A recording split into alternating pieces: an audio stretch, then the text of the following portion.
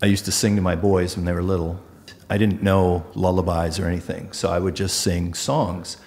And it doesn't matter what you're saying, as long as you say it in a nice, calm voice, it's very soothing. So one of the songs I sang was Blink-182. Another one was Yesterday by the Beatles, and those were probably the only two that they really liked. I'm going to go with Yesterday. Yesterday, all my troubles seemed so far away. Now it looks as though they're here to stay. Oh, I believe in yesterday. Suddenly, I'm not half the man I used to be. I got my one shoulder hanging off of me. Wow, Steve. I almost wanted to press some vinyl there, man. Okay. What's going on? So that you two are the first human beings that are older than diapers. 2 months old than diapers. I'm half asleep that have heard that. So that was a beaut, man. Honestly, that was very, very good. Thank you so much for opening up the show there, Steve. All right. I'm here again. Where are we at? We're at Jim, Carrick Hall. Carrick Hall. We're at Carrick Hall in the office here. It's dark out because I guess the hours go back this weekend. Exactly. Yep. So the time changed, but we're here with Steve Ipek from Bosch Tools Canada. That's right. And what are we going to talk about here, Steve, today? I want to talk about absolutely anything you guys want to talk about. I want to talk about how much I love working at Bosch, what an amazing company it is. And I'm just going to go on, and you guys are going to get bored. Nope. Awesome. The one thing I do want to say is that I actually can't stand Bosch. I can't stand Bosch Tools. I can't even stand the color of Bosch. It just, everyone knows me from Instagram, knows I love Bosch. That's just a fact, right? We love you too. I'm a Bosch guy. You're a Bosch guy, aren't you? I was a Bosch guy. Oh, you were? Before Bosch even knew they were Bosch. In the 70s, we had hammer drills. Well, you know what? I should actually go after Bosch for my shoulder. Because they didn't have the impact there. That's right. That's what it was. So you're going to blame Bosch on that one. Walter Metabo? Yep, I do. Yeah. So that was in our toolbox. Bosch hammer drills and Metabos. That's all you needed. I love it. Yeah. I love it. So I want to actually start with a construction bone to pick. Anybody got a bone? Jim, you got a bone to pick? Or Steve, you got a bone to pick? I'd have to think. What's recently happened? Something that's happened. Much has happened. I'll tell you what. You know what pisses me off more than anything? What's that? Is guys that complain about my power tool influencers. Oh. Weren't you saying a jab? But you know what, though? This is open conversation, Steve, because I do have a jab with those guys. I'm sorry to say, but I do. We can get into that world. You know what he's talking about? No, what? I did a post recently where I was jabbing at the tool reviewers, calling them tourists of construction. I don't know if you look at Instagram Monday mornings or not. Oh, yeah. I actually thought I was being really creative by calling them tourists because they do fit the bill of tourists. They show up on job sites for a brief amount of time. They see what's going on. They try a brand new tool, and then they leave. It's funny you talk about that. I had this conversation last night. Steve, you brought it up first, man. I did. Last night, regretting every moment of that. With my girlfriend, and it came right out. She goes, and regardless of what the subject is, she goes, "What makes them experts on this?" That's a very good question. When, I won't get into what exactly she was talking about, but she had a point. She goes, "This is the first time this person has done this." Mostly. How do they become experts and they're preaching to the masses? I'll tell you, they're expert communicators, and I need them. I'd give you that. I do. I'd give you that. Communicators, and they've got the reach that I don't. And if they reach 20 people that never heard of Bosch, that's a good thing for me. It's another 20 people. Yeah. But is the real question, and I don't know if you can answer this or if you want to answer this, are they actually increasing sales? That's a really good question. Because I learned from my days in advertising that I always found it really strange when I did, let's say for argument's sake, an Anheuser-Busch commercial, and they were spending $250K to shoot a commercial. I was always of the mindset asking the execs, okay, is this going to sell more beer? And they couldn't quantify that. Couldn't answer. Yeah. No. They couldn't answer. They couldn't say that if someone was watching a show and a commercial came on and all of a sudden they go, you know what, I'm actually craving that particular brand, that particular beer. I'm going to go buy that beer. So when I see these influencers and they're talking about your product and you're getting out there, Is it influencing someone to go actually buy that product? Yeah. And I don't think you can quantify it. No, I don't think you can, but I'll tell you, there's two things that I need done. First, I need people who don't know about Bosch to know about Bosch. And that I need to happen first, because you can't buy something if you don't know about it. Then the next step would be for our distributor partners to get in the action, make sure that they carry that product and make sure we're working together. And then folks that buy tools see it at a reasonable price. And then they recall that guy Manny with the crazy eyes got on and showed the scanner that morning. And by the way, I do love that scanner, the thermal scanner. Yeah, it's pretty cool. Oh, yeah. Dude, like this is a toy that, you know, if you had it in your arsenal, you were doing really well, or you like to spend a lot of money. But this is a reasonably priced scanner that, you know, you throw on the radiant tube on your house, you can actually see all the lines, man. Really? It's wicked. And it takes photographs. It saves the images. Yeah, it's pretty cool. It does the dual where you can see the thermal and live image at the same time. Because, you know, sometimes it's hard to read. Overlay. I got to show it. It's not in my van because I got my personal vehicle right now. But it's I use it almost every day. I like just tinker around with it. It's really good for if you're doing any kind of retrofit work or something's broken to identify where it's broken and not destroy an entire wall or floor. Nice. And you can. You got to give it a try. You got to give it a try. But we'll dive a bunch into this. I want to dive a lot about Bosch and all these other tools. But you know what? Going back to what you were just talking about, like getting those influence out there and all that kind of stuff. If you look at it from it's the same point of view. I mean, I look at, as soon as you talked about, you know, like to get it out there and it's blue, it's kind of like pizza.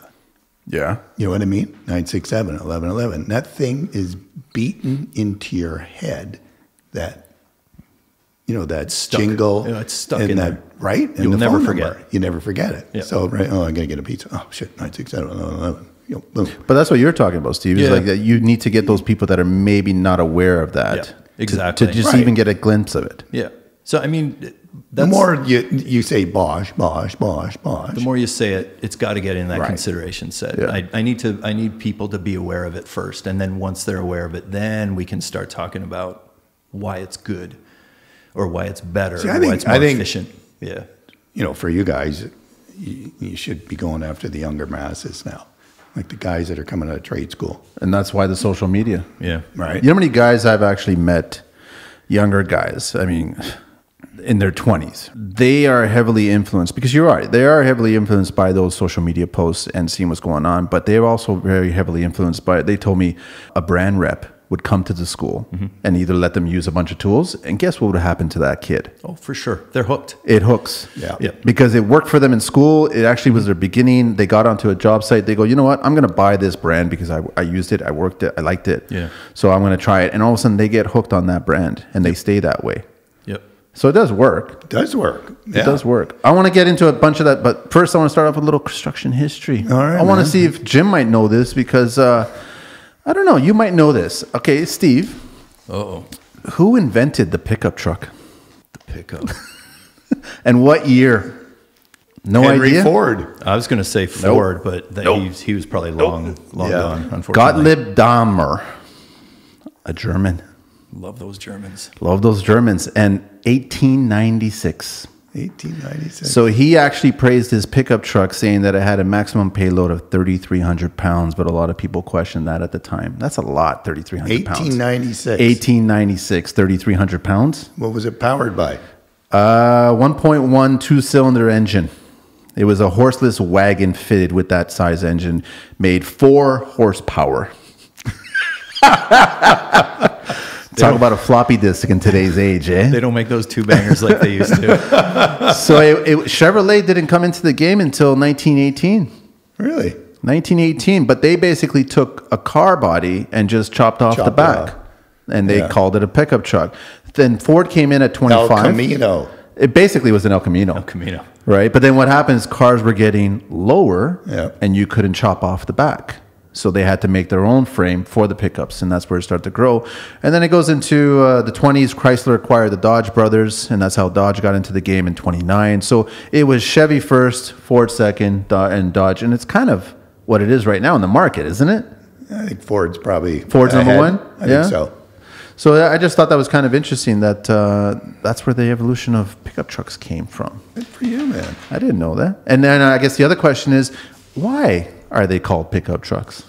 Pick it up and throw it in the back. Basically, 100 years ago, he would modify it, and all of a sudden people would just haul things by throwing it up, and they would pick it up. Pick it up. Pickup truck. I would have gone with that. That was a little history. He says after the fact. Yeah, that was my answer. Yeah. A, B, or C, or all the above. So, okay, we're talking to Steve Ipek from, on IG, it's at Bosch Tools Canada, and then on the website is www.boschtoolscanada.ca. Correct. So if you got any questions about Bosch, reach out to him, reach out through DM. Do you handle the Instagram? No, actually, it's Jennifer. Okay, yeah, I she think, handles, yep. But you never, you get the message, well, you get my Manny Mondays, that's what you get. I once in a while I hack into the account and I'll interject, but it's handled by Jennifer primarily. Yeah. Okay. Yeah. I'm trying to remember exactly what I said on that one. I upset a few people on that one. Did you go offside? I don't know. I don't know if it was a little too offside. I don't know if it was offside. I think there was a little bit of truth in it. Silence. There's always a little bit of truth in what you say, man. All right, so let's finally get into Bosch, okay? And what's new? What's coming next year? Since we're not going to have a World of Concrete and we're not going to really have an IBS, how are you guys going to do that? How are you going to introduce new tools now? We've got a bunch of new stuff coming. Unfortunately, the folks that have been following us for years now have heard us say that for the past couple of years. We've had a few delays on some of our big launches. And then just as we're ready to launch, COVID hits. Imagine an engineer who needs a lab and equipment working from home. You're not getting anything done. No. So that all got delayed again, you know, and this time my hands are in the air. It's not my fault. But we've got a whole bunch of stuff coming, and we're going to do virtual. We're going to do everything virtually. We have no choice. Yeah. Yeah. People log in. Yeah, people log in if they want. We're going to do like media events. Our US friends are going to be hosting media events. You can log in. But you know what? I think the bigger deal for me here in Canada is less about media and less about that and more about getting out with our distributors and making sure that they're aware of everything. That I'm really excited about early next year. The influencers come into play again. That's right. They do, right? But I mean, I've always spoken about the guy on the construction site is the influencer that I want to speak to. Well, that's what I would. It's funny you should mention that because there's a couple of things. There's the social media guy who has hundreds and hundreds of thousands of followers. I need that. I need that young kid, and because he or she is going to grow up loyal to a brand when you talk to them that young. But then there's a different influencer, and there's the job site influencer. So whenever you go on a job site, and let's be clear here, when I go onto a job site, I'm not working. It's an event. People stop working. Yeah. And they come over to talk about T-shirts and swag and, hey, what's new? When I say, when I visit a job site, you always see the guy who's the expert, who everyone turns and looks to for advice or their opinion. They're the job site influencer, and they're the last piece. If you can convert one or two of those guys on the job site to be a believer in your product, they're the hardcore, right? That's the tough sell. Yeah. So, but what makes them dedicated to what they're already using? This is the double-edged sword, right? It is. You get upset with people when they're like, no, I'm loyal to a different color tool. Sorry, and you get upset because they're not open-minded, but you don't want them to be open-minded when they're loyal to your color tool, right? Exactly. So you got to respect that loyalty. You have to respect it. You can't insult that. But we've always said, I've always said this, that whatever tool works for you. Yeah. I've seen guys, trust me, I love your HEPA vacuums. I love your HEPA vacuums. And I also love seeing the expression on the young guys going, why is that vacuum making that drum beat sound there? What's going on there? And they don't even realize what it's doing. Cleaning the filter. It's cleaning the filter because we're so used to. But I also, in the same breath, a lot of these guys have that beat up one that we find at the big box stores that could suck so much and go through everything. And it still works. It still beats up, but you have to beat that filter. So it's I've always said that you have a mixed bag. If you're a contractor, you have a mixed bag of tools. Not everybody is completely loyal to one color. Something else came up and you chose it and you worked with it, right? And it did well for you. And but everybody has a different color of each tool. Like the Sawzall. Somebody would like your Sawzall, right? Or Milwaukee Sawzall. You want me to correct them? That's okay. But you know what I'm saying? Usually the guy... The reciprocating some? That's what I was There you go. Would you like a Kleenex or tissue? Which one would you want? I still own a Sony Discman. They've earned the right. That's they've product. Earned that right. That's honestly, that's great marketing where it just sticks in you. It goes back to the pizza thing, right? Exactly. It does do that. So, but I've also been in the mind that, and you correct me if I'm wrong here, Steve, there's certain trades that are loyal to certain brands for that reason. And I can honestly say concrete guys are Bosch guys. I think every concrete guy I've ever met has an SDS, has the breaker, they have those tools. We have two of the breakers in the back, right? Yeah. They're Bosch. You can't kill them. That's what it is, right? And then also, I think a lot of guys, you'll on the carpentry side, you'll get yellow, but you'll still get you'll get the teal and you get the blue, right? Yeah. Is what you end up going on. But it depends also geographically where your family tree is from. That's right. I'm sorry to say, but if you're Eastern European, you're leaning towards the teal or the blue. Yep. That's where you're going. And then if you are North America, you are going to go the yellow. Yep. And then I always try to pick people's brain. And if they're European, I ask them if there's a lot of yellow going on over there. They say that it is, it isn't, and I'm not exactly sure. But it's like every trade is different. So I don't know who it is, right? So other than that, I mean, I've been a fan of your table saw, your miter saw, the Impact, the Freak has been working. You know the Freak, right? The Impact gun? Yeah. Yeah, but they recently launched the Freak, it has a 1/2 inch and a 1/4 inch. Oh, wow. Yeah, 2-in-1. So I'm on the tools a lot now. No, you're not. As you shouldn't be, right? But I mean, that's the game changer because if you're a deck builder, you got the 1/4 inch for your fence. It works perfectly for you, right? Yeah. What are people saying bad about Bosch? Are they saying bad anything? Like, I mean, I know that when I last saw you probably in the trade circuit there, Steve, I was like, it was good to see that you guys were making more of an impact because I always felt that you guys were just on the side. Yeah. And then you let the other three kind of hammer things out. I think for years, and I say years, I mean decades. We've been in this country for decades. Bosch started the company in the late 1800s. We've been around for almost 150 years. We're not a marketing company. We're an engineering company, and I think that's what we're trying to change. Right? It's funny because how many years ago were we working together? Yeah, and was the same. Yeah, right. Because I said, guys, like you've got one of the best tools out here. Why aren't you more? Yeah, why are you so quiet about it? Why are you so quiet about it, right? Yeah, I was wondering about that. Yeah, and it's 100% now. I'm the marketing manager at Bosch now, and that's 100% on my shoulders. So if I don't change it, then I've been talking all these years about we're not a marketing company. Well, now I've got no excuse. It's all on me. Right. Yeah. I mean, you got a great product. I mean, why not flaunt it, right? Yeah.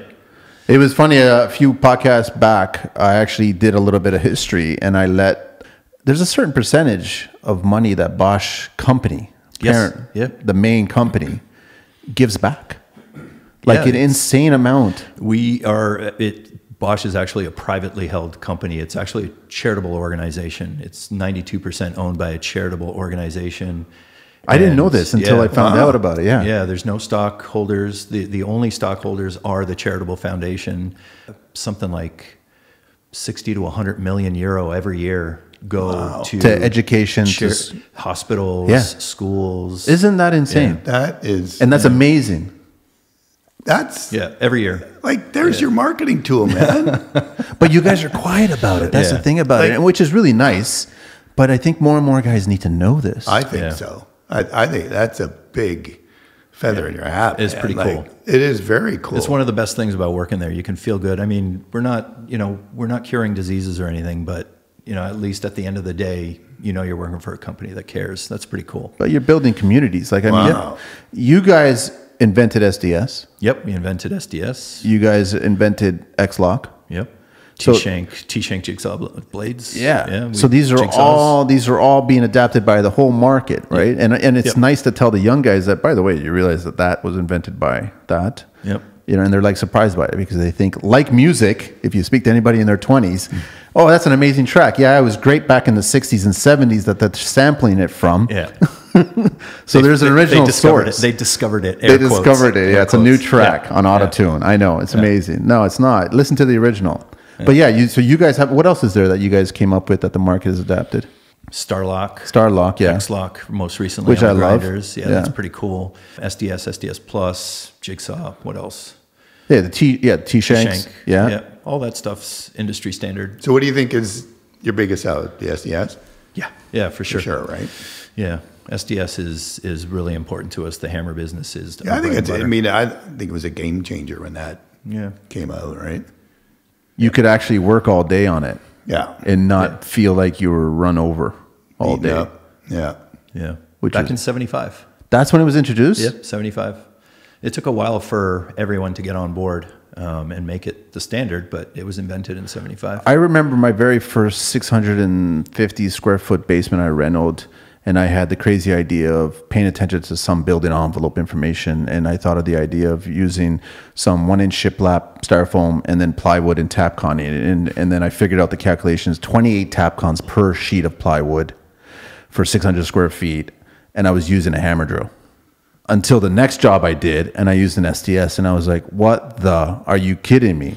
Like, it took me a day and a half to do all those Tapcons in all those sheets, and then it took me hours to do it with an SDS, and my arm wasn't dead. Dude, we didn't even have Tapcons back then. We were on one of these. What do you call that? White knuckle syndrome. Yeah. And then we had the nail ins, right? We were hanging ductwork, so we had all the hangers. We would do probably 300-400 of those a day. That kills your shoulder.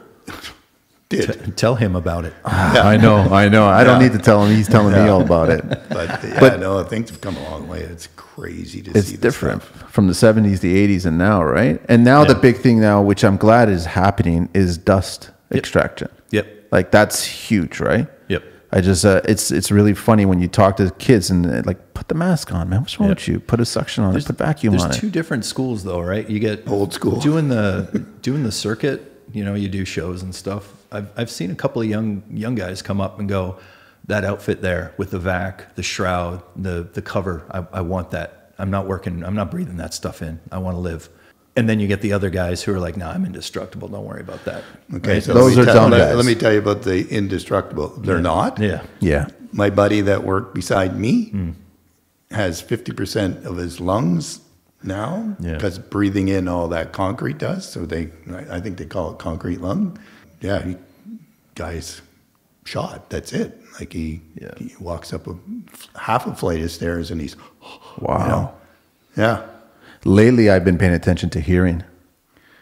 Like I did the Profasco podcast, and we were talking about decibel levels and talking about the right protection for the right tool, and everything is different. And basically, every single tool out there requires hearing protection. Oh, for sure. Every single tool out there. Yep. And we know that we've been caught in between joists with an impact gun, and it just amplifies at that point. Yeah. So I've been noticing lately, ever since I did that podcast, or maybe it's just my age, that I am a lot more sensitive to these sounds. So I don't care about putting on the earmuffs and then protecting my ears, right? Yeah, back in the 70s, we never had any of that. Or we just didn't do it. You weren't even educated to do it. Nobody was telling you to do it. No. But dust, so now you guys have vacuum attached, like, for any size Almost SDS. everything, yeah. Like as far as 6-inch? Right up to our breakers. We've got dust collection for our breakers. Oh, wow, eh? Yeah, it attaches around the collar, down by the bit, the working end of the bit, and it won't pick up the chunks, but the fine, the stuff, that's the the stuff airborne, that gets in your the airborne the stuff. airborne stuff that gets in your lungs. That's what it catches. Yeah, it's pretty cool. Silicosis, they call it. Because the thing is, you want these young kids to be in this, you want them to get into this industry and love this industry, but you also want them to be old. You know what I mean? Like I remember my dad, he's a bricklayer, and he was like, he'd have a hard time getting out of a chair sometimes. Yeah. In his 50s, and I was like, what's this? Like, this is I know that's what it is. Yeah. But I mean, we want these young kids to understand that. Put on the protection, put on the vacuum. Yeah, but then you get the old bastards like me that are running the company, and they feel that it's cutting down production. Right? I'm not saying I do that, but you can see that happening. Do you think it is cutting down production? I think the tools are a lot better, that they're speeding production. True. So, I mean, it's kind of, maybe it's making production this equivalent. You know what? I guess if you got to set it all up, you got to plug this in, you got to do that. I mean, at the end of the day. You know what, though? I mean, if you've got a dust collector on the end of your bit and you're collecting all the dust rather than going up and spending an hour cleaning up after sweeping yourself. it up. Because Exactly. you got to clean up after yourself. That's part of the game. If you're on our job sites, yeah, but not everybody's job site. True. If you're doing it right, you got to clean up after yourself, and that is zero value added time. There's no value to that work. No. So you're not getting paid for that. The less you do that, No, you don't get that back, right? Yeah. That's money out of your pocket. That is about efficiency. It's, you know, and there's different ways we can talk to people. If you're the I'm the indestructible type, okay. Do you want to keep more money in your pocket? Well, then don't clean up. Right. Clean up while you're working. There's an angle for you. Or how about this, Mr. Construction owner? If the technology exists to prevent silicosis and you didn't buy it for your team, guess who's going to come suing you in 20 years? Yeah, it's true. Right? Just like asbestos. It's true. It's very, very true. They can come after you for that. Yeah. We made it available. You chose not to use it. You can't sue me. Yeah. But if you didn't make it available, your people are going to come after you. Right? Yeah. It's your choice. Yeah. What I'm really wondering right now, Steve, is why don't Jim and I have a Bosch hoodie? That is a great question. That's a good looking hoodie there, man. I need a zip front because I can't lift my shoulder into it. I'll tell you, this is from my friends in Montreal, Tony Power Tools. They made a bunch of hoodies and they sent it out to me just to say thank you. But nice. Does it say Tony on the back? I can't see. No, it says plain on the back. I do have some swag I can bring next time we hang out. Just getting into the office these days is it's kind of like a scene from E.T. It's empty, and I'm convinced the Bosch head office is haunted. Really? Yeah, I didn't believe my coworkers at first who you're hearing some funny sounds. But working alone, maybe it is. I think it might be. Oh yeah, hearing things, eh? Yeah. Our last place had somebody, for sure. Really? Oh, did you guys bring a Ghostbuster in and just check it out? Penny, who just left, she was working late one night and she heard. Okay, it is getting spooky. It's funny. Halloween's right around the corner. No, coming up the stairs. Oh, no, it's too much. And she goes, Dan, Jim? No. And nothing, right? She packed up everything and time to go. Left. Week later, this couple comes in, walking up the stairs, walks into Dan's office. Dan goes, hey, who are you guys? Oh, we used to own the place. And, this was our place. We used to live here and everything else. So they end up going over and talking to Penny. And Penny goes, hey, is this place haunted? Yeah. There's a guy down in the basement named George. He used to live here back in the 1900s. I don't need to know more specifics. Don't tell me more specifics. She was scared shitless. I think we should wrap up now. No, I'm going to go home. No, this place is not haunted, man. Yeah. Where do we want to go now, Jim? What do you want to ask Bosch here? I don't know. What's the future of construction? That's a great question. Right? Yeah, where is it going? I mean, everything is going cordless. Of course. Everything is going to go cordless. But your 12 volts are almost as powerful as the regular 18, man. Yeah, I think the trick is going to be that high output. The next trick is the high output tools, like things like SDS, table saws, miter saws. Again, I don't want to trash other brands. I don't. But I'll do that. You have to figure it out. Slapping a second battery on there that's not an answer. It's not an answer. No. I got a little story to share if you want me to share. Okay, because I can't tell a story, so you go right ahead. I got Julio who works for me. He listens and he always finds it funny when I give him a shout out. But Julio has a particular battery powered miter saw. That's not Bosch. And he was like, give it a try. And right off the bat, I didn't like how back heavy it was. Ridiculously back heavy. Yeah, you really got to force it to come down, right? Has the 2 batteries on the back. But what I found really, really interesting that basically just says, I want nothing to do with this. I never want to touch this thing ever again, was I had to do a bunch of repeated cuts. And the battery stopped. And in the middle of the cut. It needs a break. The batteries have to actually stop. It gives it a little break because the battery's not working as hard as the person operating the tool. Yeah. And I was like, what the... Yeah, this is ridiculous. And then he would just say, I think you broke it, Manny. I was going, no, I think I just used it to the point where it's not allowed to be used. And I think that's the challenge, right? Is one of the frustrating things about Bosch is people say you don't come out with tools fast enough. But one of the reasons we don't is because we can't do that. We can't afford to put something out and have trashed. A bunch of users come out and say never again. Yeah. We can't afford that. So Because that will happen. it will. That's enough for me. I mean, it's not that I was persuaded to even consider that. My next thing is I went online and looked at your battery version. You have an 8.5-inch one, right? Yep. So, and I remember seeing it at the show last year, right? And I was like, this is kind of cool. But most of the time I'm on job sites, I have power. Yeah, but that's where you got. I mean, that's where you got to test them, right? On a real job site. I mean, back when we were shooting the show, they gave us some worm drive, and they were, with the plastic body and everything else. And I said, "Here, try these things." And we were framing a house, and end of the day, one gone. Next one, we probably went through 4 in 3 days. And I said, "Guys, and they were pissed at us, you guys wrecked them." I go, "No, we used them. We used them. This is how framers work. Yeah. So number one, this is not going to work. If this is for your DIYer, okay, Sure, it'd be great, but don't bring it to a site where we're actually framing a house." So I'll add one more thing to that, though. What's that? I'll add one more thing to that, and it doesn't matter what color tool it is. Don't come to me having just got up off your desk to tell me how to use this tool. Right. I know how to use this tool. You make a tool that works for me. Yeah, that's the trick. Yeah. That's what I've learned in the last 16 years. That's a very good point. Yeah, shut your mouth and listen when you go to a job site. That's what you get paid to do. Listen. Right. Yeah. Listen to what they're telling you and how to improve the thing, right? Exactly. Yeah. I mean, the guy's using the thing every day. Call it what you want. Use it or abuse it. Even if it is being abused, that's how shit works, right? Abuse to you.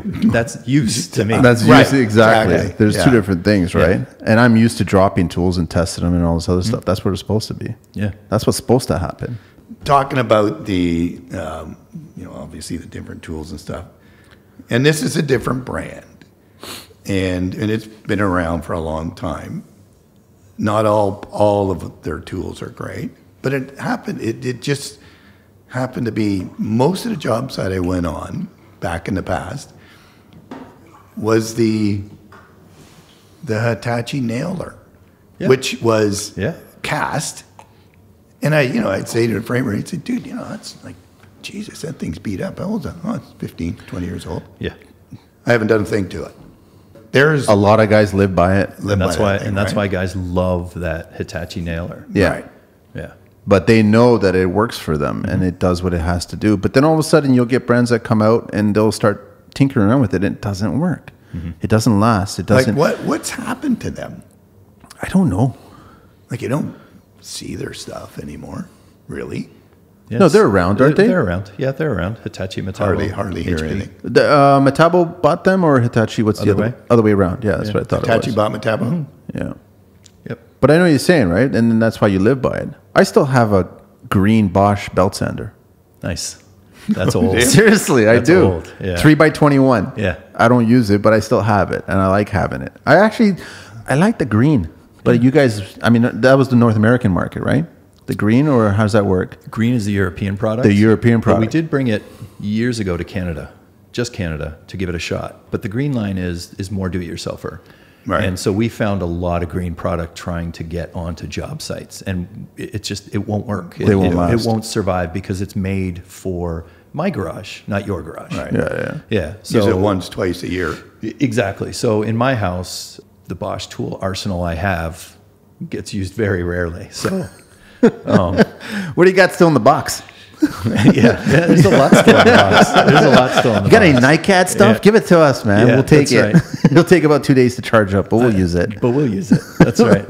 I didn't even ask you, Steve. So what is your background? How'd you get into the Bosch game? Or I had absolutely no background in tools. Nothing at all? No, I got let go from my one job a month before my wife and I were expecting our first, and I'm in full panic mode. he kind of went through the same thing. Yeah. When he quit his job. Yeah. I was told to quit. I was politely asked to leave, but I got a really nice paycheck when I was asked to leave and shoved out the door. So I wasn't complaining. No, that's a good thing. I got a job at Bosch immediately after I got let go at the last place, and that was 16 years ago. So what was your background? Always marketing. Always marketing. Yeah, just different industries. But tools, Bosch was the first one. Bosch was the first tools. I don't, if I ever leave Bosch, and that's a big if I'm ever asked to leave Bosch, I will not go to another power tool company. Right. I will move completely off. I won't go to the same industry. So in 16 years, what have you seen Bosch like? You guys are making noise now. In the last few years, you guys are starting to make noise. But up until then, there wasn't a lot of blue noise. No. It was a lot of the other stuff, right? No, it was always, we've always had our hammers on the job site, and we always rely on that. But as you see stuff becoming more and more cordless every day, every year, more and more cordless, if you ignore that, then pretty soon you're going to be that Bosch hammer company, and that's it, nothing else. Yeah. And that's a very niche. That's only worth $50-60 million in Canada, hammers. That's not enough. That's not enough to run a company with all these people in a warehouse and paychecks, and we'd be a much different organization if that was it. Right. Yeah. What I saw the other day online, Jim, was a 12-volt circular saw, 4.5-inch blade. 3.5. 3.5. Yeah, 3.5-inch blade. Yeah. It is the cutest looking thing ever.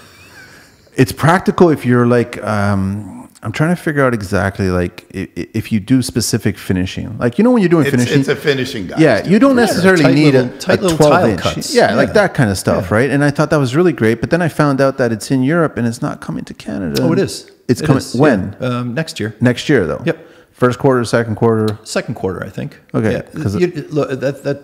We're a German company. In Europe, we're number one by a long shot. Right? Really, huh? By a long shot. We own Europe. So if you look at the planet and you say, here's a product and we can sell $100 million worth in this market or $10 million in that market, what are you going to focus on? You're going to start in Europe. Yeah. Yeah. And then when your production capacity can keep up with a North American launch, then you're going to move it over to North America. How big are we? How big is Canada in the scheme of things? Are we on the radar? Oh, yeah. I think power tools, if you include things like miter saws and table saws, you're looking at $900 million, almost $1 billion industry in Canada. Wow. Yeah. Just in Canada? Canada. How much more is it? I mean, is it fair to say it's 10 times in the US or no? If you went with a 10 times rule, I mean, that's close enough. I mean, really? They've got their data, but I don't follow the American market as closely, but yeah, it's almost $1 billion in Canada. I mean, I like that we've created such a niche for ourselves that, I mean, Canada, I think, is a thriving market. I think we build great. I think we can build competing to other countries. Mm-hmm. I think we do really well. I think we have skilled people here. Absolutely. Just as much as we do in the States. I mean, it's just... But I would challenge that. Would you say? I would challenge that. And say what? That Canadian... built better. They do. I wasn't going to say that, but I 100% agree with you, Jim. It's just we have a lot of U.S. listeners. Oh, well, hey. And we come to Canada and get trained. No, and I agree. I think when I first found out that we were the first place to build a passive house in Saskatchewan, the Germans came over here and did it. Right. So it's like you start learning that Canada has adopted a lot of new things for technology that has gone south. Right. But it came from Europe, but they came to Canada, and then they got Canadians and mixed in with Europeans and Asians and put everybody together, and they started creating these ideas. Yeah. And then I agree with you. I do agree with that. Because we were at, back in the 70s. So when I started in the 70s, I was tradesman buddy, 78. We were already being asked as a first-year journeyman if we were willing to go to the States and actually run the job. Really? Yeah, because our apprenticeship program was that much superior. So that's why I say that. That's good to say. But that was the 70s? That was back in the 70s, 80s. You think it's still the case today? I don't know. I think it'd be borderline now because I think we've dropped the ball on education when it comes to trades. 1,000%. Yeah. I'll tell you, that was going to be my only question tonight of you guys. My question to you guys is, kids coming out of school, are we shortage, trade shortage? We're shortage, and they're not ready. They're not ready. They need more. They need a lot more education, and whether that's in the classroom or on a job site, they just need to be informed more with really valuable information. Influencing it all set aside, it's good, but the thing is, you got a lot of rock stars that think that they're great builders, but they need a lot more. Jim, I still learn today. Like I go on a job site today, I still learn. Yeah. So if I'm still learning, I've been in the construction industry for 12 years and I have no problem absorbing something new and learning from it, then you as a brand new kid coming out of construction school or anybody like that, or coming onto a job site, you should be embracing learning something new every single day. So I think that the ego should be set aside. I think they need to learn more, and I definitely think we need more. A lot more females going in there. Yep. I definitely think that. I'd love to see that. And then also I think that they need more education or more hands-on experience. Just need it in the schools again. Yeah, that's all it is. Like, there's not that many, high schools that offer it. Or even like grade 7 and 8. Yep. Well, they're all taking it out of it. Wood shop. They don't have it anymore. At least we got to use how to I will use say, stuff, right? I will say, my older boy in high school, the school he went to, we went for a tour before he started, and they have a very significant shop, and it's beyond just a wood shop. Like in Where's he going our to school? day in Brampton. Okay. They had a framed up, not a full house, but a rough framing, 3 walls, I think. So they had a framing section. They had a conversation about electrical. Oh, wow. And it was a big room. Like, so the Nice. old auto shop class that we had, I don't think they do that anymore. No. But this particular school had that size garage, but it was dedicated to the trades. Nice. Yeah. Where I And- went, we had auto, Impressive. electrical, electronics, carpentry, sheet metal, plumbing, and welding. Had all that. And there was almost 3,000 kids going to school when I was going to school. That's a lot. Yeah. So it's a That's tech big school, school. right? Yeah. Western Tech. I mean, we Yeah, call big it the school. factory, right? Yeah. Yeah, but they don't. But that produced a lot of skilled laborers, man. Right. And now it's a gigantic school. And last time I heard, there's like 1,100 kids going. Shops are gone. We got to get it back. It's Yeah. the only way they're going to learn, right? How about opening up a Bosch school? Talked about that. Yeah. Not necessarily a Bosch school, but why don't we have a program where we sponsor schools? We did that with Red River College. If you go out to Red River College out in the West, it's all Manitoba? Bosch. Yep. And how's that doing, that school? Good. They put out a nice glitzy video for us to show us their gratitude and stuff. It looked really. But are the looked kids really good. learning? Are the kids, like, they go there, they're actually... I haven't been. Okay. Unfortunately, I'd just be curious about Yeah. that, if it's actually helping. That'd be brilliant, you know. Yeah. Especially, if you're working with a high school that doesn't have any shops, and you do it once a week or twice a week. Hey, you do, but you get bussed over to here or whatever, right? And get to use the tools and get to learn something, right? I remember reading an article at the start of this year, just before the whole COVID mess, was a lot of the millennials were jumping ship from those tech-based office environments because they all felt that they were soul-sucking. And I'm not downplaying your, or like being in an office environment. Yep. You're not an office guy. I'm not an office guy. A lot of contractors, a lot of construction people are not office people, but they were doing that, and they were getting into the trades. It's a good thing because they wanted to actually see something that they produced at the end of the day, instead of just being in a computer and just going, okay, I sent this memo, I sent this email, I sent this stuff. They just didn't feel that it was right. You're not doing anything. You're not making anything. Yeah. You're But shifting. you touched on something last week or a couple of weeks ago when we were talking, and we were just talking, and I see a lot now with social media and Instagram and everybody else, but you came right out and said it, that all new contractors, they all want to be. They want to be the TV stars. They want to be the stars, and that's my concern. Is that how realistic how much do you care about the industry?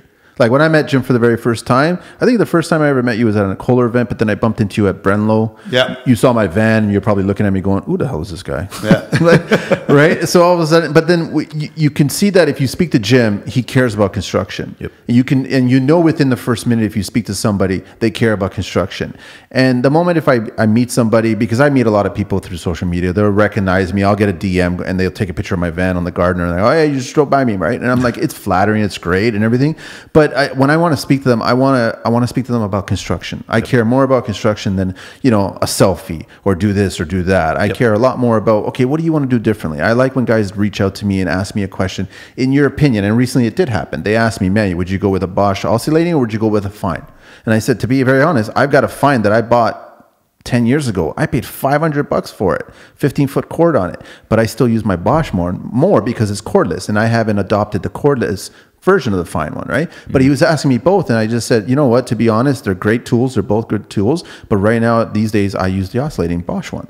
And so he goes, okay, well, I'm going to go check out both of them. That's the kind of influencing I think I like, and that's the conversation. I'm always interested in anybody young approaching me and asking me my opinion, and I tell them up front, I don't know everything. I mean, I hang out with people that know everything, so then I can learn more.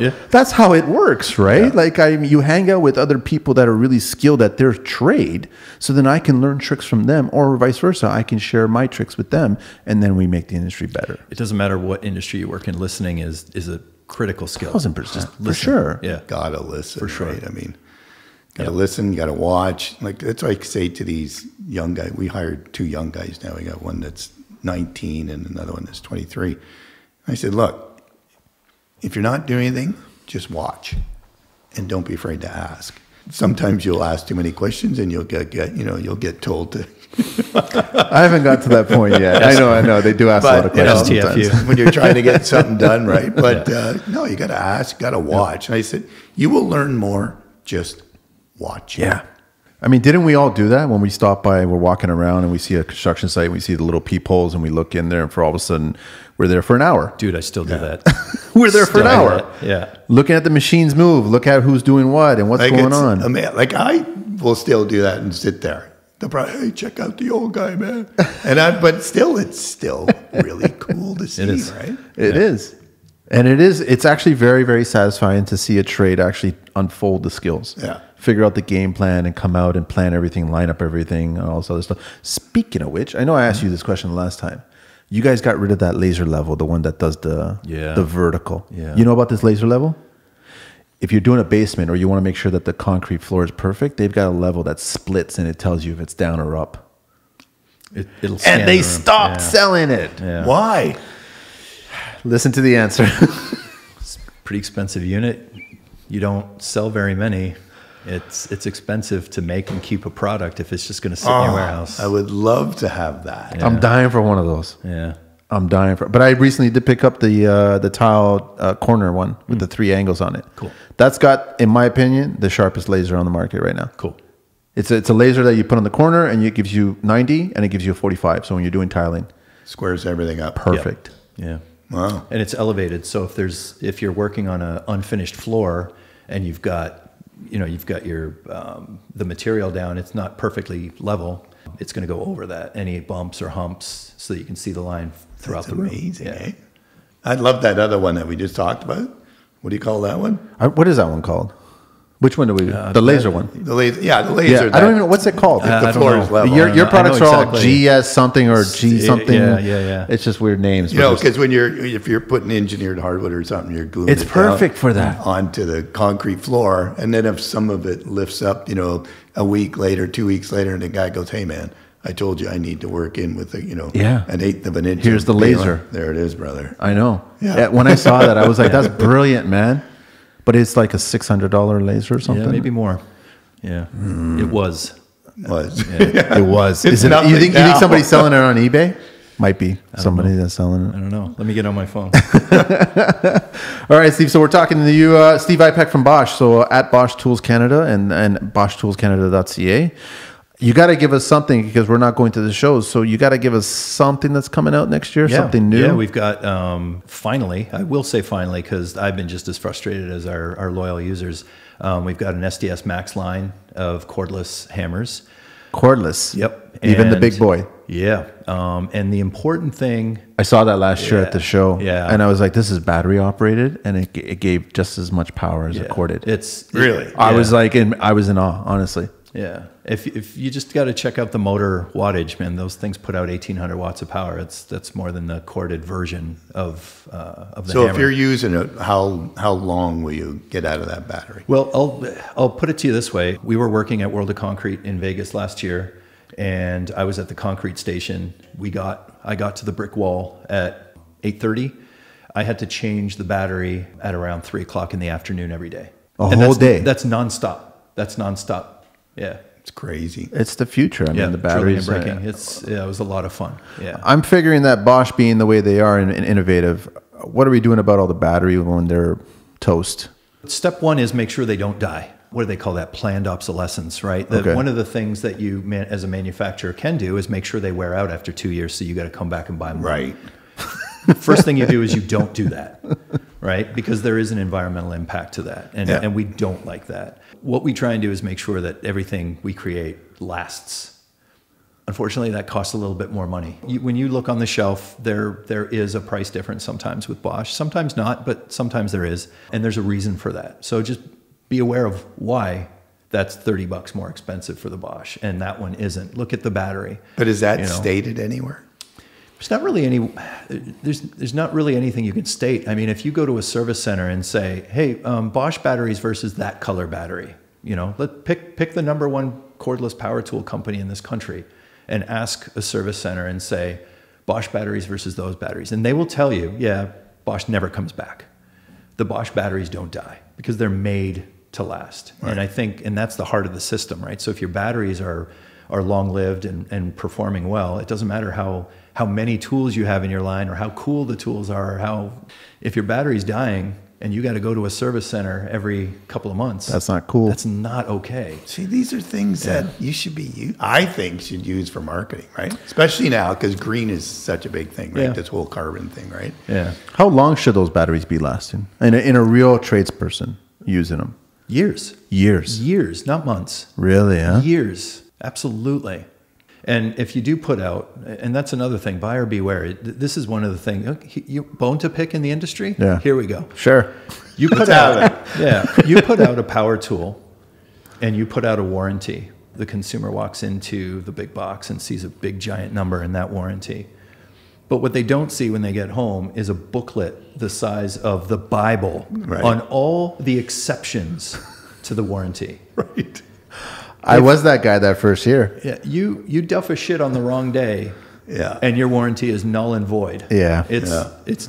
I was actually told, if you keep on coming back, we're going to actually blacklist you, because I had to keep on coming back because the warranty says lifetime here, and but you keep on coming back because your batteries keep failing. Yeah.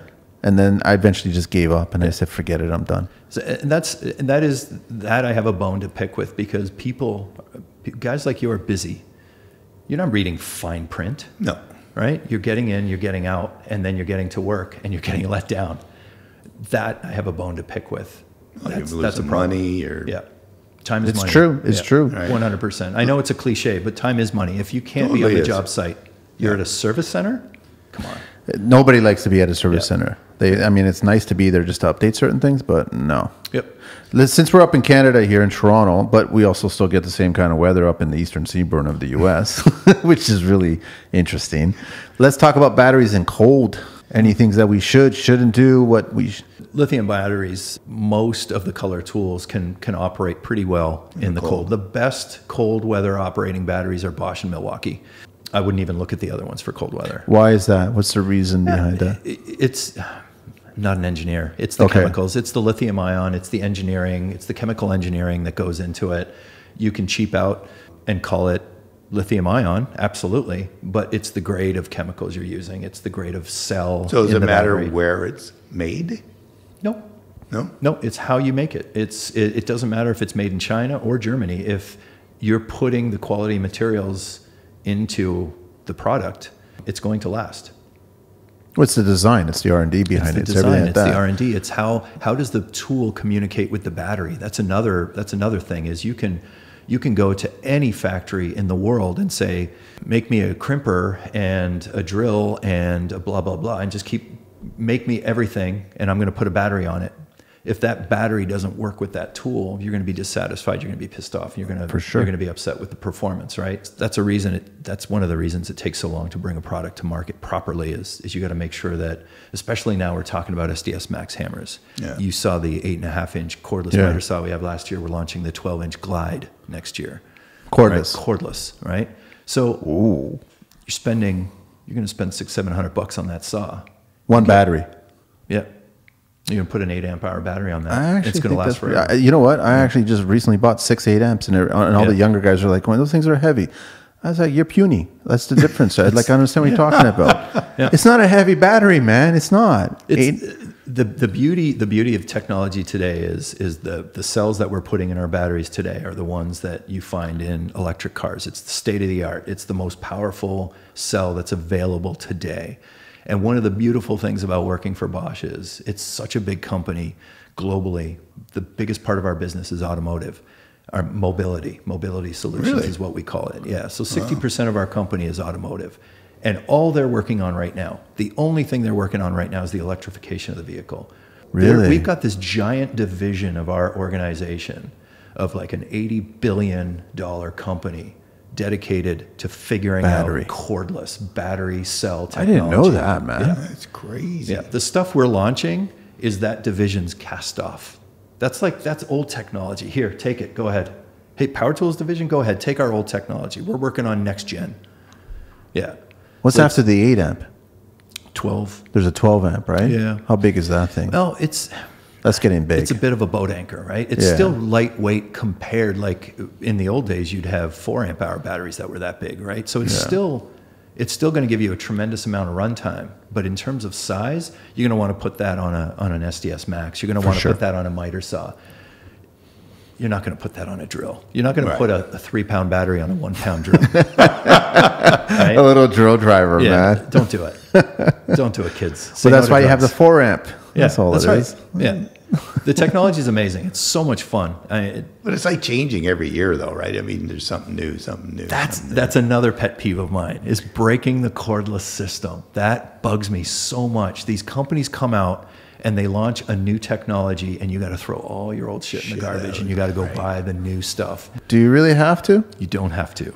You can stick with the old stuff, or you can go buy a Bosch cordless battery that hasn't changed. Right. You can put, and I love telling this story. I still have the first cordless drill we launched 12 years ago in my garage. NiCad? And it's still everything still fits today. The lithium ion. I still have a Bosch NiCad. Oh, I was a tool snob. I would never buy NiCad. I still have a Bosch NiCad, and I still use it. But that lithium battery that I have from 12 years ago, it's a 1.2 amp hour battery will fit the SDS Max hammer we launch next year.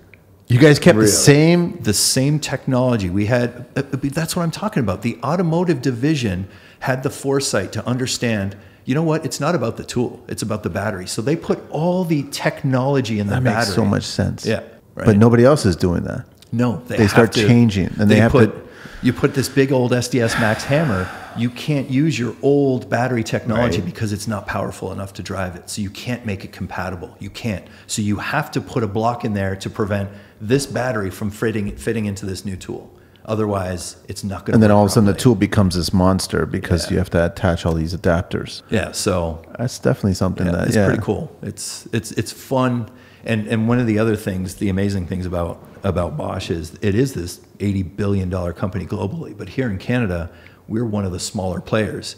So we have the ability of being this small, young, carefree organization, but we've got this gigantic R&D machine pumping out the latest technology that, our competitors go and have to buy it on the open market. Like we're inventing the shit that they're going out and buying. It's cool. Too funny. It's pretty cool. I mean, Bosch as itself, the company. Yeah, I was surprised to hear about the automotive side. There's you guys got so many different branches of businesses. But there's also a lot of Bosch technology and a lot of vehicles. Yep. Like a lot of. I don't know. Someone was talking about Mercedes. There's technology regarding the drivetrain or something like that. There's a connection there. There's a lot of connection in not just automotive. In cars, there's a lot of Bosch technology in cars, and not just European models either. It's a lot of the R&D. Like you guys are a huge amount of R&D. It's put into a lot of products that people use that don't realize that it's actually Bosch. Yep. Airbag technology is invented by Bosch. Of stuff. Yeah. So there's so much. It's insane. Your cell phone, when you turn your cell phone, your smartphone sideways and the screen flips, the chip that governs that is invented by Bosch. I didn't know that. Yeah. Seriously? When you buy coffee, when you go to a grocery store and you buy coffee in the bag, you know that little air valve? Yeah. Invented by Bosch. crazy. Are you kidding me? Yeah. No, we've got a packaging division, a packaging technology division. Yeah. I love that because you smell the coffee. You smell the coffee. It's so good. It makes me want to buy coffee. Yeah. What else? What else does Bosch like? I mean, appliances. Oh, they do a bunch of appliances. Yeah, we do appliances. Absolutely. We do thermal. We do tankless water heaters. Get into the medical industry? Medical industry. Oh, really? Yeah. Huh? Yeah, absolutely. Yep. And each one... they got the cure, man. That's right. For Corona. Well, I hope they do. Oh, I wish we had. I miss my office mates. Yeah. That's what I've always been. I mean, I'm a loyal follower, fan, user. You know what I mean? I can tell you the truth if I like or dislike or whatever. But you guys also, all the good stuff on the back end that a lot of people don't know about. And that's how Robert Bosch started it. That's how he wanted it to start, and he wanted to keep it that way. Yeah. He didn't want to make it this monster of an entity, so then all of a sudden it can't be given to the smaller people, so to speak. Yeah, right? He wouldn't create a car company. He invented the magneto and whatnot that went into the car. Yeah, makes total sense. Yeah. So way ahead of his time. I do like that. Is there any other tools that are of interest that are coming out soon, or? The cordless stuff is the really big news. How's the Starlock or the X-Lock doing? How's the X-Lock doing? It's a difficult product to explain. Do you know about that one, Jim? No. It's a toolless blade change system for grinders. For grinders. Oh. Yeah. Exactly. One of the roadblocks we're finding, anyone I show loves it. They love the idea. But the roadblock we're running into is people think, they're looking at that and going, oh, it's just another way for me to throw away all my tools and come to yours with a proprietary interface, right? Because they think it's another one of those games we're playing where we're trying to get you hooked on our drug and you have to come to buy it from us. But the reality is that's the next, it's just the way it's the next going. system we're trying to create, right? So I think it's public knowledge now, but Makita has an X-Lock. I hope I didn't leak that out, but Makita has X-Lock. Oh, you'll have to let me know about that. But yeah, so that kind of makes licensing sense. That technology. I mean, I don't know a single tradesperson who doesn't have 15 different kinds of keys for their grinders. Right. So this eliminates all that. No keys. It's just you pull a little latch and it releases the wheel. Oh, yep, it's brilliant. You literally change a wheel. I've got a box that's full of washers and keys in it. Yeah. Yeah. That's insane. Yeah, it does make a lot of sense, right? But I also think, in also defense of the tool suppliers, they don't stock all the blades that we would need. That's another drawback, right? If you're using a grinder, a lot of these guys and girls that use grinders for a living are, I need some pretty specialized stuff, and if you don't have it, I can't be on your system. Yeah, right. I can't, and you can't fault them for that. No. If this is what I use every second day and you don't have it, I'm going to stick with what I got. So, yeah, I mean, I would see that as probably the downfall, right? Yeah. You got the great tool, but hey, if you don't have the things that go with it. So it might just take a little bit longer to adopt. I mean, like how long was it before SDS got adopted? I mean, I'm assuming. It took a while. Yeah, SDS didn't just jump on the ship. No way. But now every platform is SDS. Everybody uses SDS now. Either that or you're having a new shoulder, one or the other. Yeah. Yeah. So we're hoping that it takes off. And it's available. We want to license it out. We want it to become the next standard. And I would rather see, Makita, DeWalt, Milwaukee, everybody adopt it. And it's a better system. It's a better system. It really is. It is. Yeah, and it's so much safer. Just watching guys and girls on job sites, you see them change blades because they can't find their spanner wrench, so they're using a nail, or they're hand tightening. Or hand tightening is the one that I see all the time. Yeah. And that thing's spinning at tens of thousands of RPMs. Like you're going to cut your face open with that. And that's generally the connection on social media that you'll see if you're watching that kind of video. Then you'll see the guy in the medical bed, with a piece of something in his jaw. Yeah. I've had a couple of those sent to me. So we're hoping that'll be the next interface that becomes a standard. It just seems like common sense. A lot in construction is common sense until it actually happens, and then they realize, I didn't really think about that, right? Yeah. But imagine the homeowner too, though, because I think back to a few years ago, I had to cut a couple of patio stones, and I used a grinder to do it, but not having ever used a grinder, that's a terrifying tool for your first couple of times, right? It is. The speed, the kickback, the exposed blade is right there. One of the things I found nerve-wracking was, am I installing the blade right? Is this washer on the right way? Is it upside down or the right way? But you still did it anyway, and then you kind of just let it go, and then let's just see if it works. No, see what you do is you close your right eye, and you turn your shoulder. The thickness of your right eyelid is a lot thicker than your left, so it'll protect you. So imagine that homeowner who has to use a grinder once every 5 years, but now you don't have to worry about that change. You can just do it. You can just do it and be confident that I installed it properly, because there's a resounding click when that blade gets on. And it won't turn on if the blade isn't properly engaged. Oh, perfect. Right? Perfect. Yeah. So now you look at the professional. Why would I use a DIY tool? Well, if you're using a grinder every day, you're changing that wheel a lot. 10, 15 times a day. Yeah. Right? And if each time you have to go find your spanner wrench, even if you have it on you, it still takes a couple of minutes. Yeah. Now, bring that down to 3 seconds to change a blade. That's time, right? So there is an efficiency story there for sure. Well, it's time and safety, right? I mean, and safety. It won't work if it's not safety locked isn't into sexy place, though, right? Safety doesn't sell to these guys. It doesn't. Yeah, No. but to the site soup the safety soup that it should is be in charge of safety, he cares. Yeah. And how do we make it sexy then, man? Because I know it's hard. It's hard to. I mean, I've always been. Whenever I see anybody working any tools, I'm like, put on the goggles, put on the headset, put on the mask. Yep. Just do it for me, please. It just makes things a lot better. And I have seen on job sites that what I love the most is it's not the safety guy that comes over and says, put on the goggles. It's the job site influencer, the construction site influencer that comes over and goes, hey kid, come on, put on the goggles. Yeah. Trust me. All right. That's the important message to get across is not the clipboard dude who walks over. Do you own a clipboard? No. It's all here, brother. It's all up here. It's all up here. I didn't think you owned a clipboard. No. God, no. Never have my whole life. No. See, I'm a short man. I have a clipboard. It makes me feel big.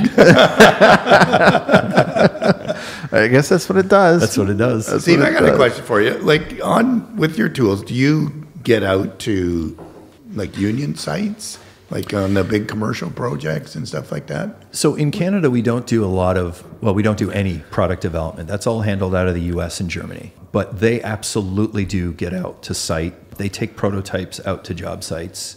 I've asked, we've got a really good relationship now with our U.S. counterparts, a tremendous group of people. I love working with them. And so now they recognize that Canada is a unique market. We're very similar to the U.S. Yeah. There's nothing wrong with that. But there are unique elements to this country. Right. So one of the great things that's coming out of our friendships with my counterparts is they're going to take some of those tools they put in the market for testing and bring them up to Canada. And what they do is they put microchips in the tools.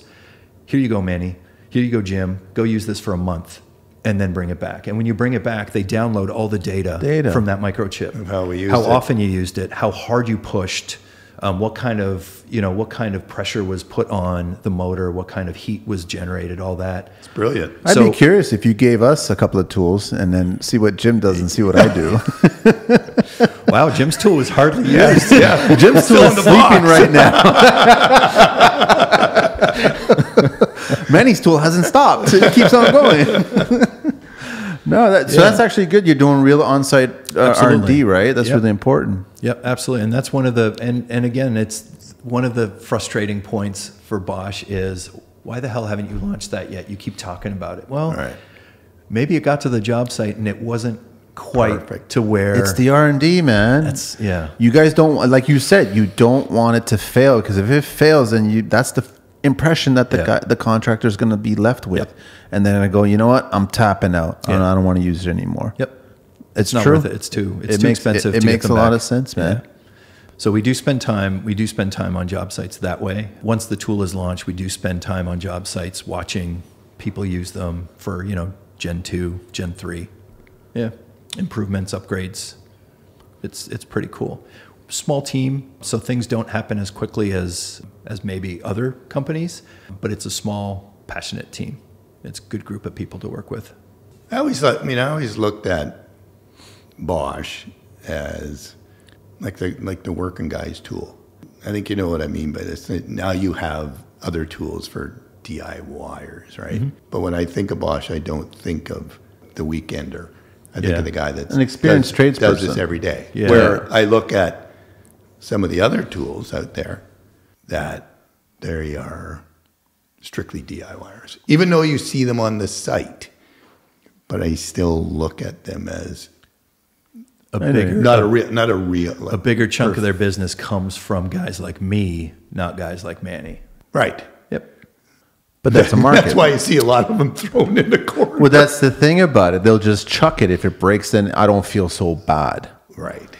You know but you'll also, and again, this is, you get up out of your desk, listen, don't talk, right? Yeah. So the risk you run is you go onto the job site and you see a tool that doesn't, I'm using air quotes now, that doesn't belong on the job site.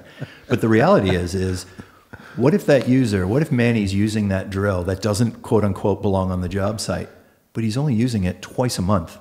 Who cares? Why would I spend $500 on a drill I'm going to use twice a month? I'm going to spend $50 on a drill. It's true. Right? Yeah. Don't tell me how to use my tools. Right. Listen to how I'm using my tools is the point. You're right. We don't make a lot of tools for the homeowner that would sit in my garage, but that's not that it's not unimportant, because that is still a market. Yep. And those dollars fuel the R&D that goes into the professional stuff, right? So you can't ignore that market. Right. It's important to think about it. But that's what I meant. There's a risk, though. Right, there's a risk. Right. Yeah. But that's what I mean. Like if somebody asked me of image, that would be my image. Bosch is for the That's the risk. That is the risk, because if you spend too much time on being here on Steve's garage, and not enough time on Manny's toolbox on site, then you're going to lose that professional image, and then guys like Manny are maybe slowly going to start migrating away from your product. Yeah, it's a risk. Yeah, I don't know. I'm old school, man. I'm like loyal to the bone. I don't know what it is. It's just I am. I mean, everyone knows if you follow me on social media, I was with somebody else, but there was a lot of profanity in between certain things, man. I was just like discoverable profanity. You know what I mean? Like something wasn't working and just throw it, because I didn't care about it, because it wasn't work. Like you said on your job site, they brought it to the job site and real tradespeople used it normally and it didn't hold up. Yeah. It's just, and that was the reality. That's just how it was, right? I mean, I'm just trying to figure out, like, you know, the marketing side of things of Steve, like what makes a Bosch contractor? Why is he choosing Bosch? Like, is there a good question? Is there like a DNA? Is there something? Like, I joke about the concrete guys being Bosch, or if Eastern European, you're Bosch.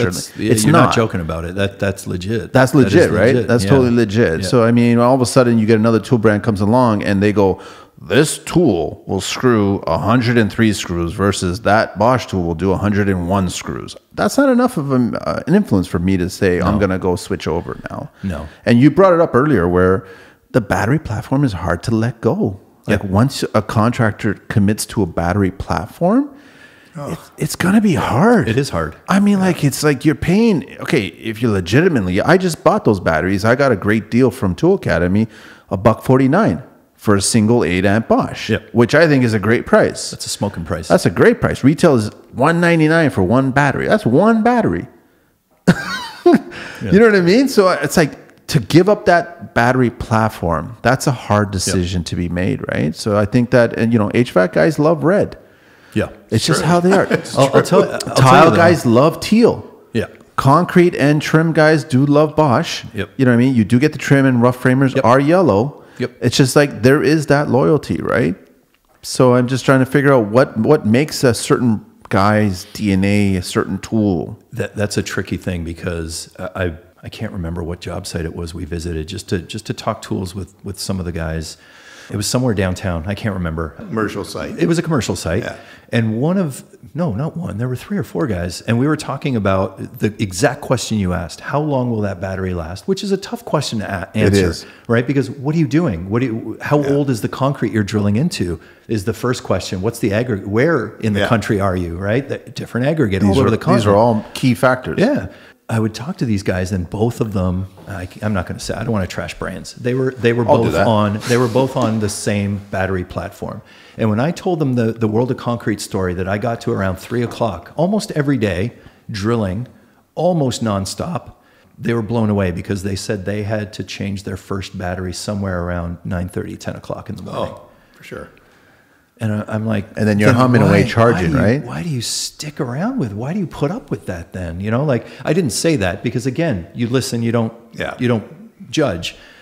But I'm just like, why? If that is so upsetting to you, why do you put up? I will right now. I will buy back all of that color tool right now. No, I've been with them for so long. Oh, no. Yeah, like what? Why? Guys are loyal. Is it a marriage? Is it just they're stuck in this thing? Is that what it is? I don't know. You know what it is? They're an abused spouse. That's what they are. That's what they are. They feel trapped. They can't. Guys, it's not something to laugh at. They are trapped in a relationship with an abusive brand. Yeah, that's what it is. Yeah, I'm glad that you said it. I think it, but you said it. That's so right. It's, you know what it is. I think it is that they're just trapped in that situation. They're like, I can't get out. I just can't. But you can. We will help you. We will help you get out. When they ended up coming out with a 20 and a 12, and you couldn't use the same charger. That annoyed the hell out of me. Oh, then now you got to buy new chargers. It just annoys you. You're just driving, but I'm stuck in that marriage. I'm stuck in that relationship, so I'm just trapped. Yeah. That's all it is. I'm trapped. Hit me again. It's awful. But see, I could see for a DIY guy, wouldn't bother changing because he hardly uses it. Yeah. I had a client, I have a client right now. The neighbor showed me a yellow NiCad that he bought 15 years ago. It looked like it was right out of the box because he hardly uses it. Yep. He says, listen, it's charging. It's fully fine. For the 1-2 times a year I use it, it's great. I wouldn't switch. I was like, yeah, it makes no sense for you to switch. Why would you? I have no reason to switch. I would switch. Because it wouldn't work for me. It wouldn't last. You're using it every day, and that technology is outdated from anyone. It doesn't matter whose color tool it is. That's outdated technology. You can't live like that. You can't be charging your battery every 15, 20 minutes. Yeah. You can't. Some people are, though. Yeah. They have that hum going on all day long. Yep. With multiple. But it's like you were just talking about. The guy's changing at 9:30. What if he puts it down? He forgets to put it in the charger. Yeah. Smoke break. Anything, right? Smoke break. That's what it is. Yeah. Waiting for that little light to stop blinking, right? That's the other thing. You can't take a hot battery and just throw it on the charger. Right? It's got to sit there for a half hour to cool. No, but you can with Bosch. You sure can, buddy. Oh, you sure can. No, but you guys also have the new rapid charge button thing, which the turbocharger. I just do it. I don't know if it's doing anything, but it just does it. It's magic. It's like a button. It's a turbocharge. You hit this button. It's actually awkward to kind of get the button if it's on the floor. If the battery is on. Yeah, if the battery's on, it's a little hard to underneath. Yeah, and I got the thumb, so it's like you're trying to get it. It's almost like hitting look at the meat hooks on this. A whack-a-mole, right? A whack-a-mole. But the thing is, but it's 20 minutes. 20 minutes it charges an 8-amp battery. Yeah. 20 minutes. That's awesome. I can smoke 2 smokes and come back and the battery's fully charged. I don't smoke, by the way. But I mean, that stuff will kill you. I don't.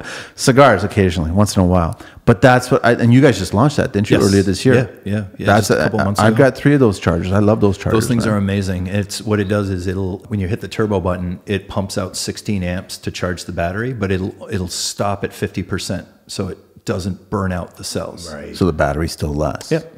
You cut it off at the 50% mark and then go back to a regular level of charge level, 8-amp charge. Yeah. And then back to that yellow brand with the double battery on it that looked like 2 bricks that I was repeated cutting going on there, and it died on me. Yeah. It took almost 2 hours to charge. Well, that's the thing is if one battery goes down, then it goes down. The tool is down. It goes down. The tool's down. Hand in hand. And if you lose the adapter that gets connected to it for it to be a corded tool, which this particular individual can't find it now, he doesn't know where it is because he's so used to using the batteries. So you can switch it back and forth. You can, but if you lose that adapter, it's kind of like looking for your VCR cable connection drawer that has everything going. I think this one works. I think that one might work. No. Yeah. But I will say it again. I do not want to trash any other brands because the reality is they're doing better than us in Canada. right? Globally, not so much, but in Canada, they're doing better than us. So I got to shut my mouth, though, right? When you see something like that, you can't not speak, right? Yeah. Like you have to say something. You can't accept that, sir. You have to put that down. You have to do better for yourself. You work too hard to accept that. You know what I noticed? That you guys weren't on that many shows, were you? You weren't on any. None. No. I have a story, but I'll save it for another time because it'll get me into legal trouble. But go ahead. But just the other brand just threw the stuff out. Oh, yeah. Like, here, use it. So, of course, all the guys are just going to use it because it's freebies, right? Let's go. Yeah. But we were burning the shit out left and right. You don't see that after the show. No. You don't see that on the show. It happens after the filming stops. But I remember getting the phone calls, and the problem with Bosch is we are a tiny player in this country. How do you say yes to, the Jim Carrick show and no to the 15 other people that are calling you, and which one do you pick? Right. It's overwhelming, right? Yeah. So we got stuck in that where we got left out. We were left behind. I don't think you were left behind. No? I don't think so. I think that was a good move. Let me rephrase that. We got left behind. We weren't on any shows. Whether that hurt us or not, I don't think it did. I don't know if it did. No, because the guys that were building the condos downtown at the time, were they going home and watching HGTV? Nope. I don't think so. And that's who we were selling to, right? So what little money I have, do I spend it on HGTV? That's what I watch. I'm not Bosch's target though. Right. Yeah. And that was our problem. And I hope I'm not getting in trouble by mentioning HGTV because it's great. But you can mention it. But I won't say it's great. Yeah. It's great for the whole. You know what? It's great for entertainment. Entertainment. It was good. It had good intentions when it first came out. I have nothing wrong with it. I think. Yeah. Was my thought anyway. Yeah. So does that trap relationship that you're in. Right. And I'm not putting any of it down because it was that I didn't have the budget to be able to do that. Right. And the trade school and the job site visit and converting that guy. That's why I don't think you guys missed out. I think you guys were actually focusing on the right side. On the real side. Yeah. On the, you know what? Yeah. On the real absolutely had. And that's what makes you think, Jim, that when you look at Bosch, you think of the tradesperson. You think of them. That's what I started out with. Yeah. Right. All right. No harm done. Good. Yeah. I don't want to get into a trouble. I mean, I could ask you, Steve, what's your favorite HGTV show out there? And I could trash it. I don't watch TV. No, you don't watch TV? Online or anything like that? No. I think we binge watch shows when we get onto something and then we'll stop. TV isn't something I watch anymore. I'm the same way, dude. Too busy. I'm just the same way, man. Put on CP24, see what the weather's like, and then it's not gone. even that. Yeah. I have an app for that. I was just going to say, yeah, it's on my phone. If I want to know what's going to happen in the next hour in the weather, I just look at the app. It's done. Yeah. It's usually Netflix for me and YouTube now. Just troll through there and see what's on. And that's it. Yeah. But you guys dived. I mean, you went in a tiny bit into the tracking market. The Bulldog, was it the Bulldog or what was it called again? The Hound. The Blue Hound. The Blue Hound. That's it. We just launched that. The tricky part with that is getting the folks to understand what it is, because when you first talk about it, the first thought is, so my tools won't get stolen. Well, it's not about theft prevention. It's really for medium and large size companies for inventory tracking. So if you picture $100 bajillion construction company with job sites all across the continent, how do you track your assets? Right? That's difficult. Yeah, it's difficult. And how do you make sure that they're being used efficiently? And how do you make sure that they're all up to date on certifications and codes?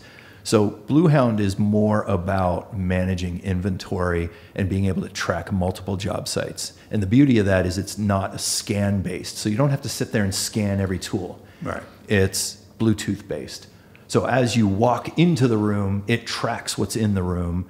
It tracks what's in toolbox AB124 on floor 8 of job site 242, for example. You know what I mean? So that's pretty cool. That is very cool. You can maintain inventory. It's all system based, and you can say, wow, we've got $250,000 in inventory sitting on job site 242. Oh, no wonder we're 2 months behind schedule. You're tying up dollars. But you have the data that's attached to that too as well. Yeah. So when you know that tools, because everyone knows this, tools do need service. Yeah. Exactly. You cannot use it as a real contractor and not need service. It will need service one day. Yeah. But if you have that hound, then all of a sudden it's relaying the data, right? Yes, it is. And you can track age as well and safety certifications if that's the thing. And you don't have to use it on Bosch tools.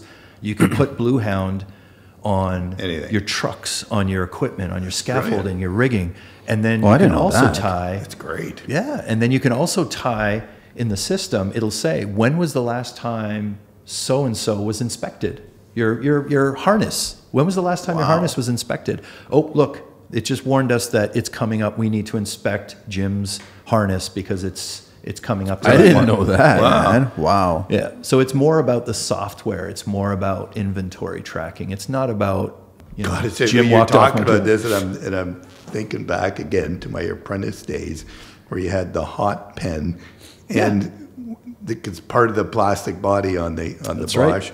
We had to put in a number. So I worked for this place called Principal Heating, so it was PH and then a number. Yep. That's right. Funny. And that was it. I engrave all of mine, man. Right? I engrave all of mine. Every single, as soon as I get it, crack it open and engrave it, it's done. Yep. And then the best part is when you bring all your trades on a job site and all of a sudden you look at their tool and they're like, that's interesting. That's my battery. How did that get into your box there? Oh, I didn't realize sorry, that. boss. How's that work? Yeah, no, that's crazy. No, that's pretty crazy, man. So I want to kind of wrap it up now, Steve. I really appreciate you finally getting out and talking. I've been itching to do a Bosch podcast for the longest time. Thank you so much. No, this has been great, and we learned a few things. And I've always been a fan. Definitely learned a lot, man. I mean, it's like I haven't been on the tools for a while, so this is great.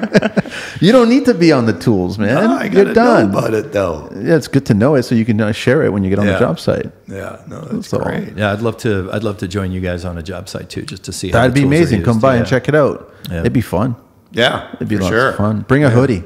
I will definitely bring some toys. Yeah, for sure. Don't you worry. Wink. I got you. Hoodie. No, Steve, thanks so much. So yeah, catch Steve on IG at Bosch Tools Canada, and then also the website is www.boschtoolscanada.ca. And I really appreciate your time, man. Thanks. Honestly, boys. Thanks so much. It's always great to talk about tools. Great seeing you again, man. Yeah, good to see you too, buddy. Yeah. Thanks to Jim there, and we'll keep on going. We'll see what we're doing next week. We're going to talk to Dan. Yeah, we'll talk to Dan. Dan or Darren or Dan or how many Dans you got in here? 2 Dans. 2 Dans. You got Mechanical Dan. And then Dan. All right, guys. Thanks so much for listening, and check it out on all the platforms. And once again, Steve, really appreciate it, man. Cheers, boys. Thanks. Man. Take care.